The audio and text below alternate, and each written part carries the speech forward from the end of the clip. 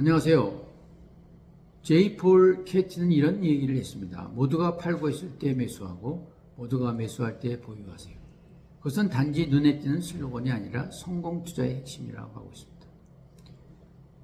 있습니다. 그동안 이제 증권업장에서 고객들과 상담을 하면서 부자들의 공통점을 깨닫게 됐는데요.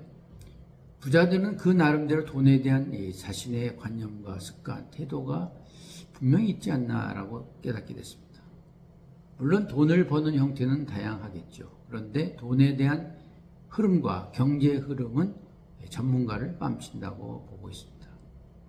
그래서 결국 자수성가한 부자들의 태도를 한두 가지씩 따라다 실천하다 보면 우리가 성공할 수 있지 않나 되고 있습니다.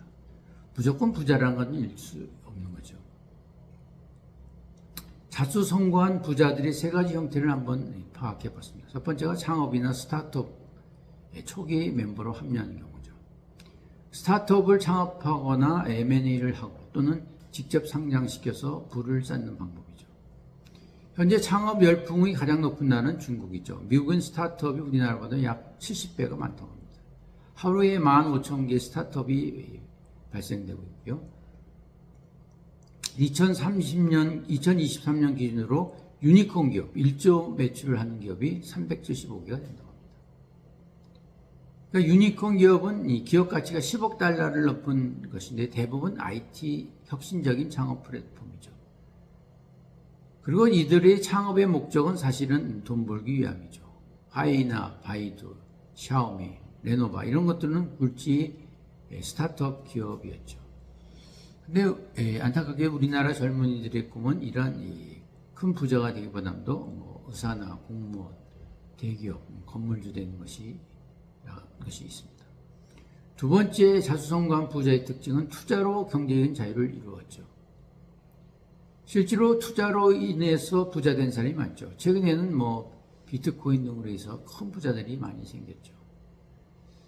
그런데 이들을 보면은 투자 경력이 길거나 가방끈이 길어서 부자가 되는 것보다도 소신이 있는 사람들입니다. 바로 투자 철학에 불을 낳지 않나 보고 있습니다.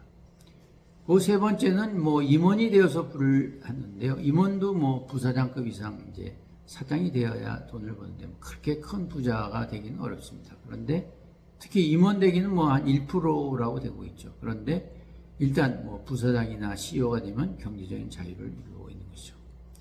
우리나라 대표적인 자수성가한 부자들은 이병철 씨를 꼽줘요. 1938년도 대구에서 삼성상해라는 이 첨가물과 어물을 중국에 수출한 기업에서 시작을 했다고 합니다.